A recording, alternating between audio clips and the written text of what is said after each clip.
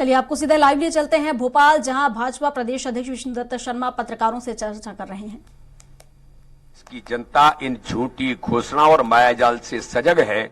वो इस मध्य प्रदेश के झूठ और छल कपट की राजनीति करने वालों को जानती है। अरे मैं पूछना चाहता हूं, आप नौजवानों के लिए कह रहे हैं आज कि उनको हम 1200 रुपए देंगे और क्या करेंगे। भैया 2018 में श्रीमान करप्शन नाथी और श्रीमान बंटा ढार जी, आपने 4000 रुपए बेरोजगारी भत्ता देने का वादा किया था। 15 महीने की सरकार में 1 रुपया किसी मध्य प्रदेश के नौजवान को दिया क्या? लेकिन भारतीय जनता पार्टी की सरकार ने मध्य प्रदेश के अंदर सीखो कमाओ योजना के अंदर के नौजवानों के सम्मान के लिए और उनके स्वाभिमान के लिए भारतीय जनता पार्टी की सरकार ने आप सीखेंगे भी और कमाएंगे भी 8 से 10,000 रुपए उन्हें अवसर देने का काम इंटर्नशिप के आधार पर भारतीय जनता पार्टी की सरकार ने किया है। तो इस प्रकार से एक नहीं कई प्रकार की चीजें आपने इसमें जो करने का प्रयास किया है वो दुर्भाग्यजनक है। लेकिन एक बात मुझे लगता है कि जरूर इस पर हमें बात करनी चाहिए कि कमलनाथ द्वारा दिग्विजय सिंह और जयवर्धन के कपड़े फड़वाने का बयान देना अपने अब वो कार्यकर्ता हैं कि कौन है जिनको ये कहा जाता है कि जाओ कपड़े फाड़ो। तो इस प्रकार के, मैंने तो पहले ही कहा था, सूची जारी जब हुई थी, सूची में कांग्रेस के अपराधीकरण का चरित्र सामने आया है, महिला उत्पीड़न करने वालों का चरित्र सामने आया है, परिवारवाद उस सूची के अंदर बहुत साफ तौर पर आया था। तो परिवारों की लड़ाई दिखाई देने लग गई और अपराधीकरण की प्रवृत्ति यही कहती है कि कमलनाथ करेंगे जाओ दिग्विजय सिंह और जयवर्धन के कपड़े फाड़ो। यही आपराधिक प्रवृत्ति कांग्रेस की, जो पुराना इनका इतिहास है, क्योंकि इनके इतिहास में भी जब जाएंगे तो छिंदवाड़ा से लेकर राधवगढ़ तक देखेंगे तो अपराधी प्रवृत्ति का ही मूल चरित्र कांग्रेस के श्रीमान बंटा ढार और श्रीमान करप्शन नाथ का इस मध्य प्रदेश के अंदर दिखाई देता है।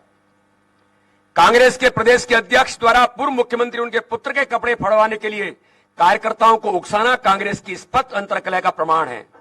कांग्रेस की पहली सूची में मैंने कहा था और उसमें देखा गया कमलनाथ जी दिग्गी बात से परेशान थे। ऐसा लग रहा था कि सूची नहीं, कांग्रेस की सामत आ गई है। ये कांग्रेस का द्वंद्व नहीं, दंभ है।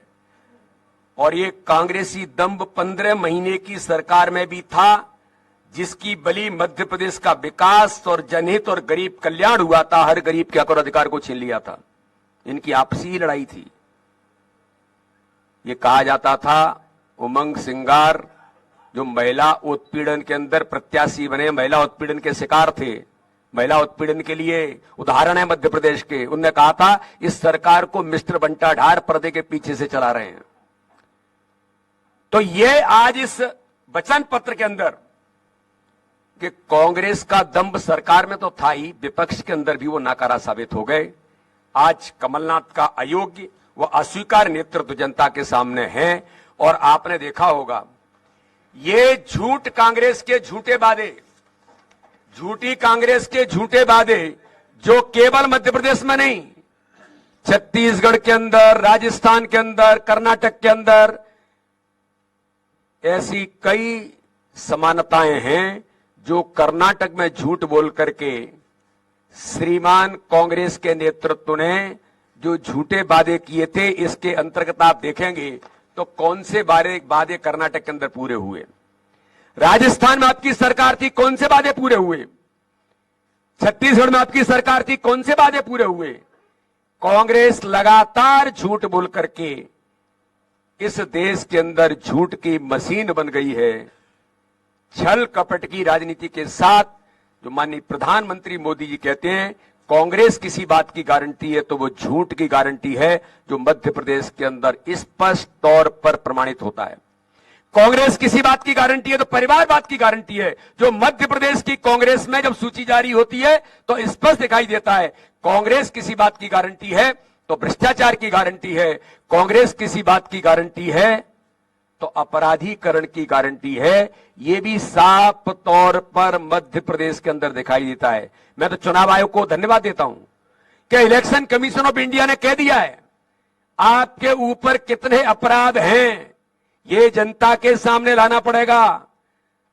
कितने 54 है 56 है कितने हैं सूची के अंदर? 54 के करीब ऐसे लोग हैं जो अपराधीकरण की सूची में आते हैं, और जिसमें 2-4 लोग तो ऐसे हैं कि जिन पर किस प्रकार के अपराध हैं। कमलनाथ जी, मिस्टर करप्शन नाथ, आपको इनकी भी जानकारी जरा मीडिया के मित्रों को देना चाहिए थी और घोषित कुछ करना चाहिए था इनके बारे में। इसलिए कांग्रेस का वचन पत्र झूठ छल कपट का ये वचन पत्र है। भारतीय जनता पार्टी माननीय प्रधानमंत्री नरेंद्र मोदी जी के नेतृत्व में विकास और गरीब कल्याण, माननीय प्रधानमंत्री मोदी जी के नेतृत्व में और मध्य प्रदेश के हमारे मुख्यमंत्री शिवराज सिंह चौहान के नेतृत्व में डबल इंजन की सरकार जो मध्य प्रदेश को विकसित राज्य की श्रेणी में ला करके खड़ा किया, अब ये स्वर्णिम मध्य प्रदेश बनेगा। हम भी आपके सामने इन चीजों को लाएंगे कि जो हम कहते हैं वो भारतीय जनता पार्टी करती है। इसलिए मैं आज इस वचन पत्र को, ये झूठा पत्र कांग्रेस ने जारी किया है, ये मध्य प्रदेश की जनता इसको गहराई के साथ देख रही है और इनके छल कपट की राजनीति का जवाब मध्य प्रदेश की जनता आगामी आने वाले 17 नवंबर को गंभीरता के साथ देगी। बहुत बहुत धन्यवाद।